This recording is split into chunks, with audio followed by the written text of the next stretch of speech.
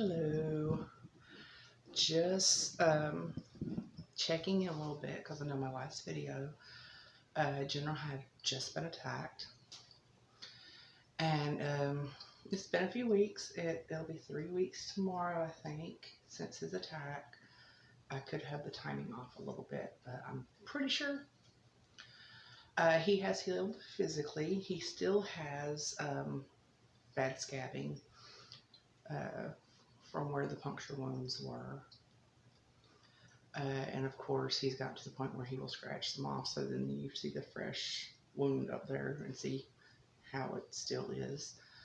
But for the most part, physically, he has healed. Mentally, we have slowly started to work towards finding out where he is.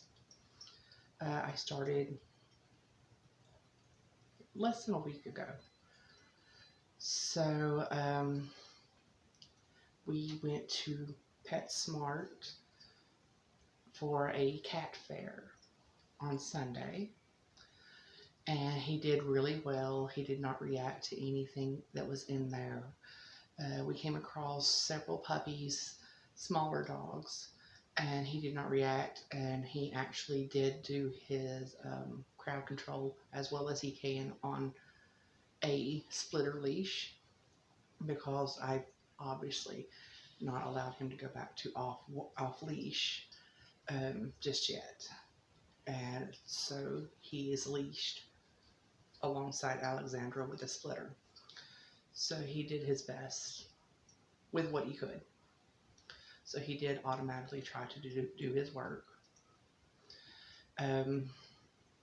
We have yet to see large dogs while we've been out, which is what I really need to gauge him on before I can find out whether or not he is going to be able to throw this attack off and go back to work like normal.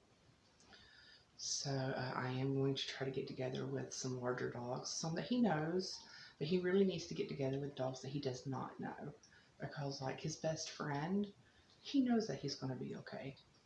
Yeah, even if he still might jump on him and hit the wrong spot, because Alexander still does that. They'll be fine, they'll be playing, and then a paw hits the wrong spot, and then he's like, oh my God, that hurt. Back off just for a second. So that's where General is right now in his healing process. So thankfully it looks like he may be able to return to work soon.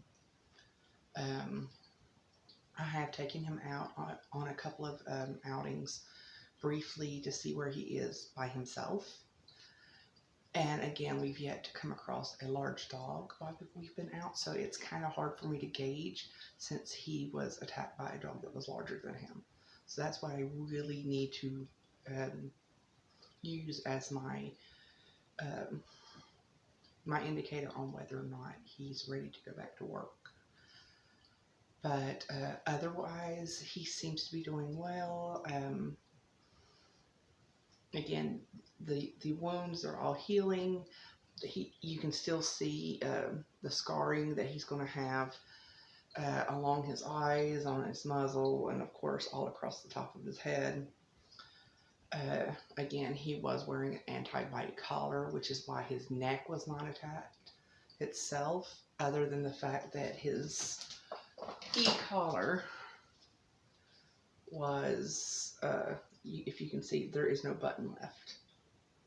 The button to turn it on and off is gone because the teeth went directly into that button. So I don't know if you can see it with the lighting. There we go. So yeah, there's no button here because of the teeth mark. So that was the only place, I guess, that he really got a good. But the other dog, she really got a good firm hold, because yes, the other dog is actually a female. And I believe that she's unfixed, because I do know that she's had several puppies throughout the year, or throughout the years that she's been in the neighborhood. And they always seem to look just like her. But fortunately, the spikes prevented any major damage being done to the neck.